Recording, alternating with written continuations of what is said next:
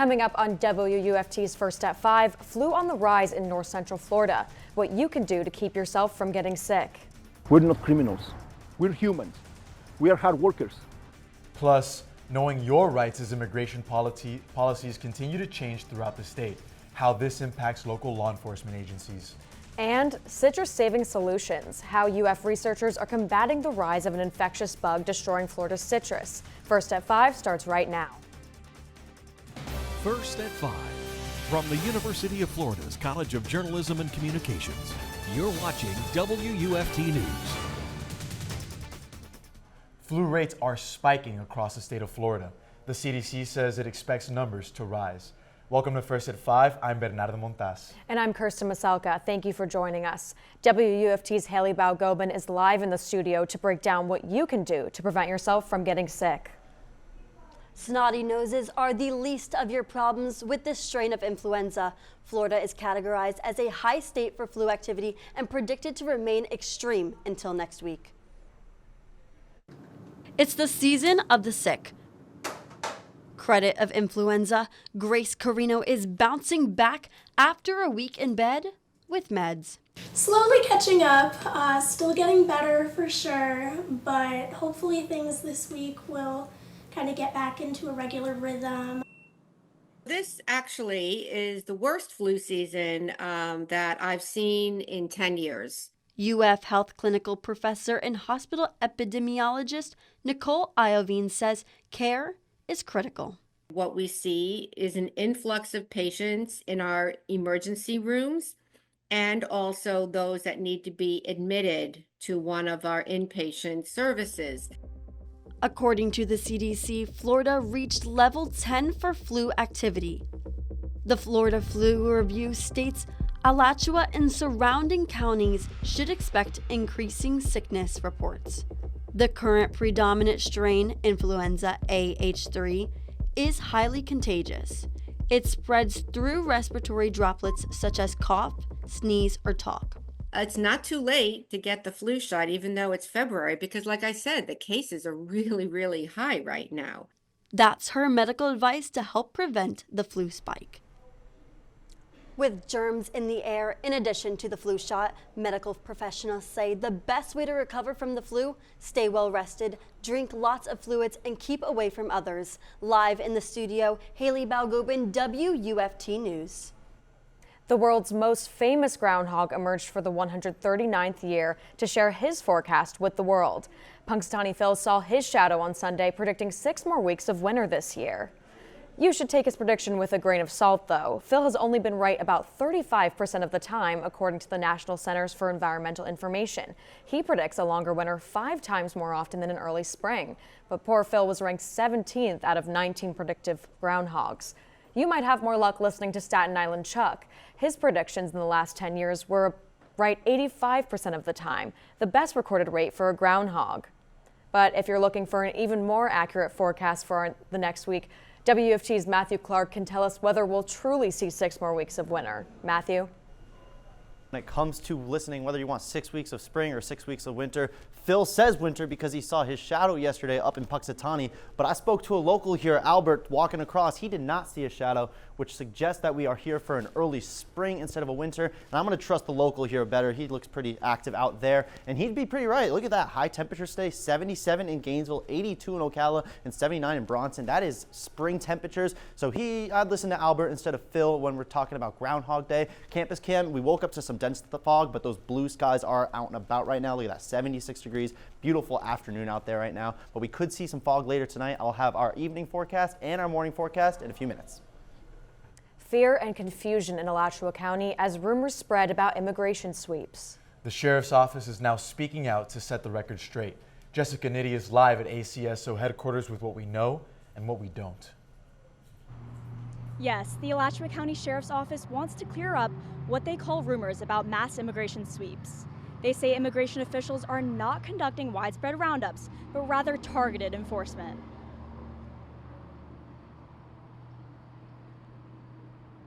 In a statement, the Sheriff's Office says ICE operations are focused on specific individuals, not random checkpoints or mass detentions. They also say that local law enforcement has been reassured by ICE that they will be informed about any operations. President Trump's immigration bills revolve around tightening national security. ICE has intensified its immigration enforcement efforts across Florida since last month's inauguration, focusing on targeted operations aimed at individuals with final orders of removal or criminal records. But not everyone agrees with these policies. Some backlash has even come from Florida Governor Ron DeSantis, targeted at his own Republican-led state legislature. I think of every piece of legislation I think I've ever considered, I don't know that it's ever been more lopsided than this one. In response to these developments, Governor Ron DeSantis has taken several steps, including the special legislative session, veto of the newly passed immigration bill, and law enforcement collaboration. But despite these assurances, fears across the country remain. We're not criminals. We're humans. We are hard workers. We're fathers, sons, husbands, wives.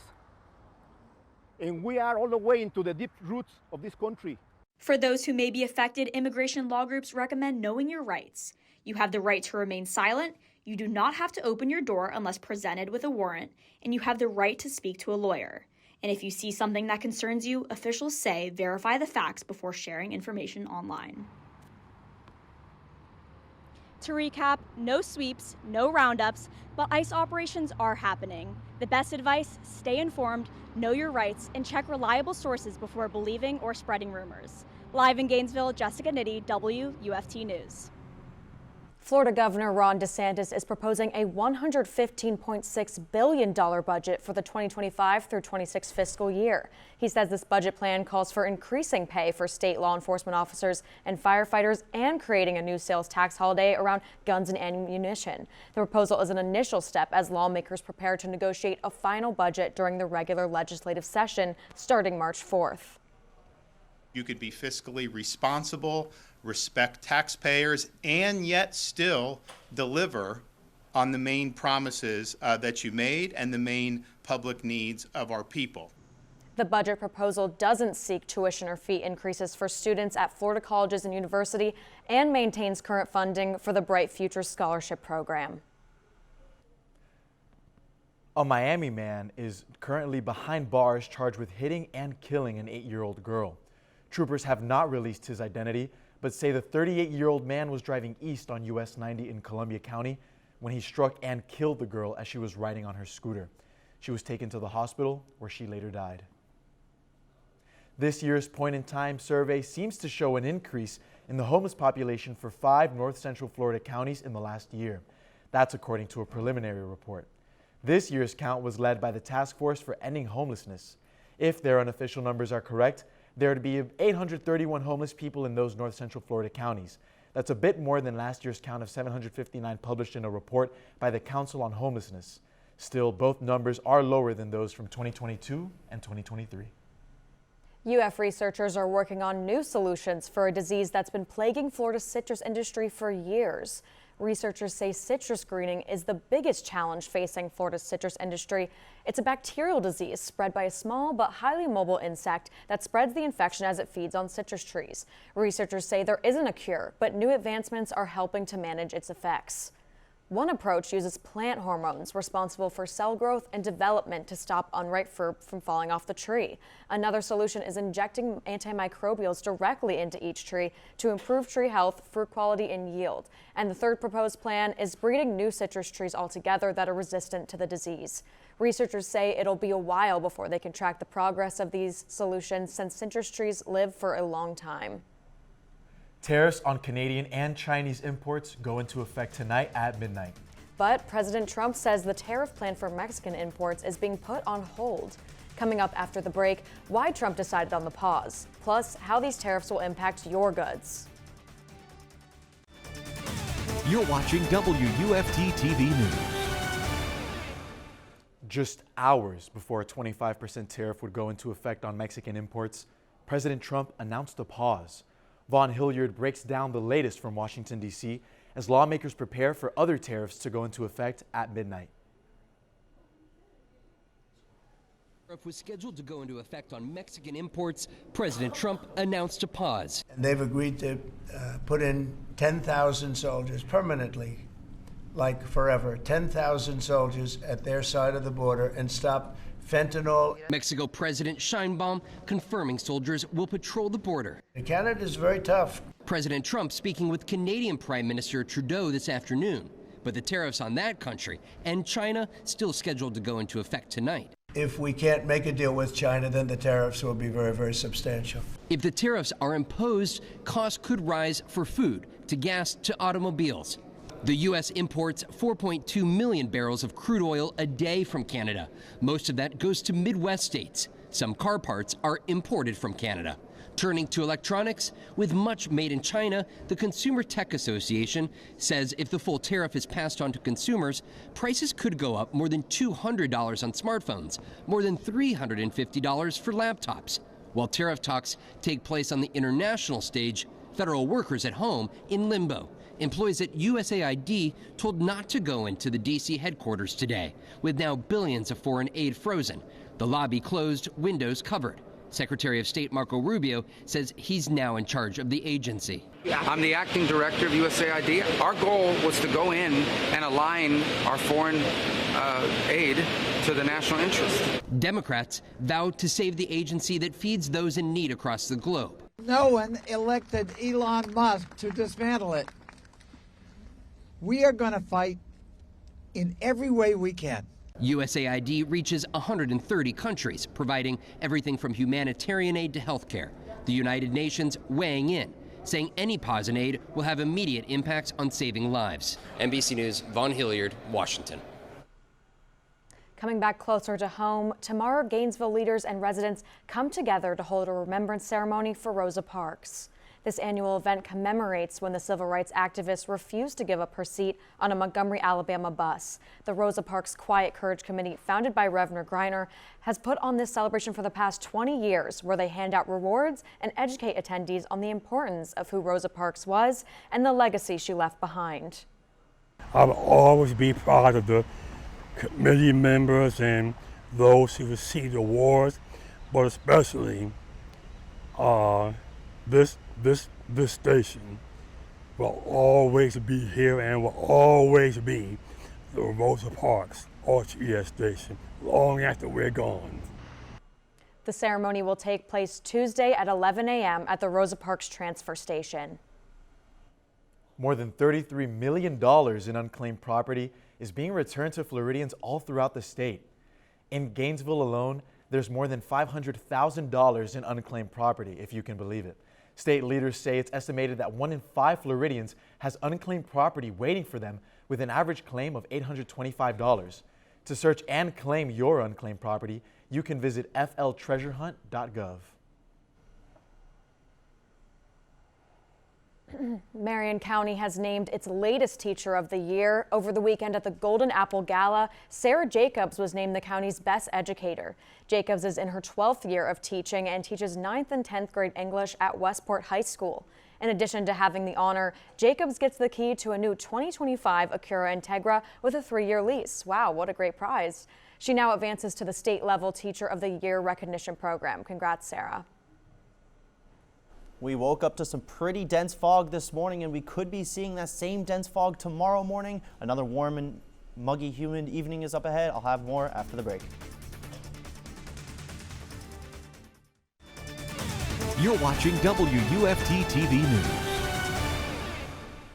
Hey, even though Punxsutawney Phil predicted 6 more weeks of winter, I'm not quite sure that applies here because temperatures right now are in the upper 70s and even 80 in Ocala, 74 in Stark, and 73 over in Jacksonville. I think that may only apply up north. I think they're getting a little bit of snow up in Pennsylvania because of a low pressure system. That cold front is not going to reach our area though. We're being dictated by this high pressure system bringing in a lot of warm, moist air from the Atlantic. And this is what the jet stream looks like right now. It is way up north through the Midwest, and everything above this jet stream is just trapping the cold air, and everything below that jet stream is all warm, and we are feeling that warmth here in Florida. So it's acting as a barrier right now. And then over the next couple of days, not much is going to change in terms of pattern. Cold front stalls as it makes its way towards us, and then another system starts to develop, stalls again, noticing a pattern here, and then another system begins to form. So this is Friday at 7 p.m. Look at that. We're still trapped underneath that warm temperatures, so we're not going to be seeing a lot of cold air coming up more In the future, maybe another front in 10 to 14 days, we could see some cold air,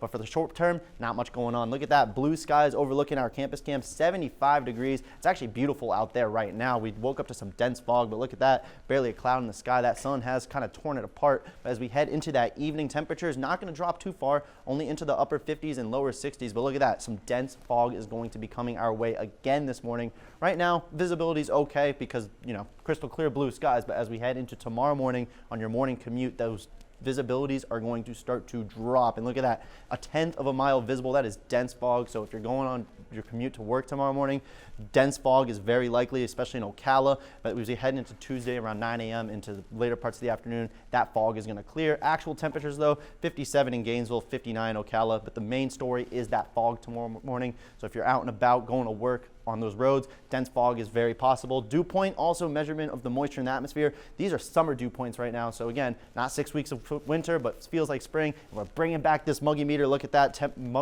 dew points in the upper 50s and lower 60s on Saturday. So we're feeling like spring here in Florida. Never too early to look towards the weekend though. Not much going on. Beautiful clear blue skies on our weekend as well. But look at that, temperatures in the 80s consistently throughout the parts of next week. And the lows are in the upper 50s and possibly even lower 60s.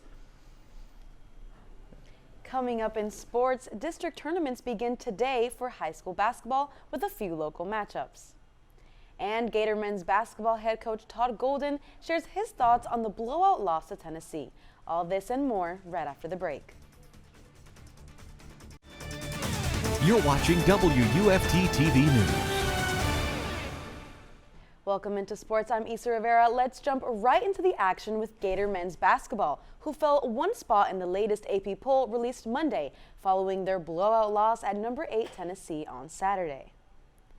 The Gators falling to number 6 in the poll after that 20-point loss in Knoxville. The Gators went into halftime down by only 3 points, but had concerns over a late first-half ankle injury to star guard Walter Clayton Jr. Even with Clayton able to come back, Florida put up the worst shooting performance in school history, going 13 of 53 from the field. Head coach Todd Golden acknowledges the team was lacking in some areas, but gave the Wolves some credit. A really good program. And just the physicality in which they played with was, apparently too much for us to overcome. And I thought we did a good job fighting the first half. We couldn't make a shot, and to go into halftime only down 3 with Walt kind of going down right before halftime. I thought we did a good enough job keeping ourselves in the game. Definitely. I mean, that's what Coach Golden said was one of the main reasons why we lost that game, is because we lost the battle in the glass. And usually when we win those battles in the glass and get back, it's like 35 to 40% of our makes, we're able to deal with some of those misses that we had, and since we couldn't do that, just kind of fell apart a little bit at Tennessee, but we'll get back at it at Vanderbilt. The Gators are back in action Tuesday at the O'Connell Center versus Vanderbilt. Tip-off is set for 7 p.m.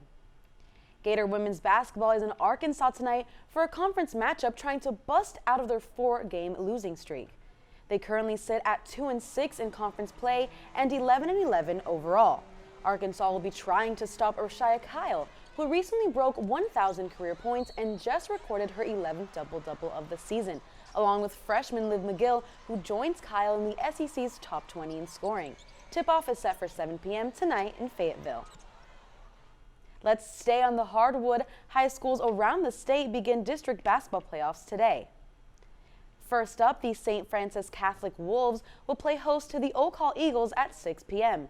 Later in the evening, the Cedar Key Sharks are set to take on the Wildwood Wildcats. That game is set to start at 7 p.m. Finally, the Bronson Eagles will face off against the Chiefland Indians. Tip-off time there is still yet to be announced. Back to the Gators, the gymnastics squad took a Groundhog Day tri-meet over number 4 Utah and West Virginia. The Gators took the win at 197.575. That's only .150 higher than second place Utah. Leanne Wong won her second all-around of the season, joining sophomore Anya Pilgrim for the uneven bars title. Before coming back home, Florida will stop at number 13 Arkansas on Friday. The Eastside High cheerleading squad is back from the state championship in Lakeland, and members of the Gainesville community are applauding their efforts. The Rams qualified for the semifinals in the 1A medium tumbling category. They were up against 6 other schools from Tallahassee to South Florida. While the Rams placed last out of all 7 squads, head coach Brianka Warren says she's proud of her team, especially with the challenges they faced throughout the season. with our disadvantages is practice space, but we're still trying to make it work, and I'm proud of that. You know, proud of sticking it through with the limitations, with the lack of spacing. Like sometimes even our roof is too low to do the stunts, and they're still like. This is the second year in a row that Eastside has made an appearance at the state championship. To wrap it up, Gator Women's Golf is currently competing in round 2 in the Theories Hessian Regional Challenge, moving up to 3rd place as a team and with its very own Su-Wei Wu tied at 1st at 4 under. Wow, Isa, I mean, from golf to gymnastics, the women's teams are just killing it lately, and I am so glad to see that they're representing the Gators so well. Yeah, honestly, I can say the same, and honestly, with the way things are going, sky's the limit. Well, and speaking of the sky. Speaking of the sky, Matthew, can we get one last check on the weather? Yeah, speaking of the sky, sky's actually clear right now. This morning it was very patchy fog and those clouds were overhead, but the sky has opened up and the sun has broke up that fog. That fog is going to be coming back on Tuesday morning. So on your commute to work tomorrow morning, dense fog is very likely. Just air a little caution on the roads tomorrow morning. But look at that. Punxsutawney Phil, not very accurate in his forecast yesterday on Groundhog Day because he called for an early 6 more weeks of winter. Doesn't look like it though. 80s all across the board. Thanks, Matthew, and thanks for joining us. We're back here tomorrow for another edition of First at 5. But your North Central Florida news is always on at WUFT.org and on all our social media platforms. Have a good night.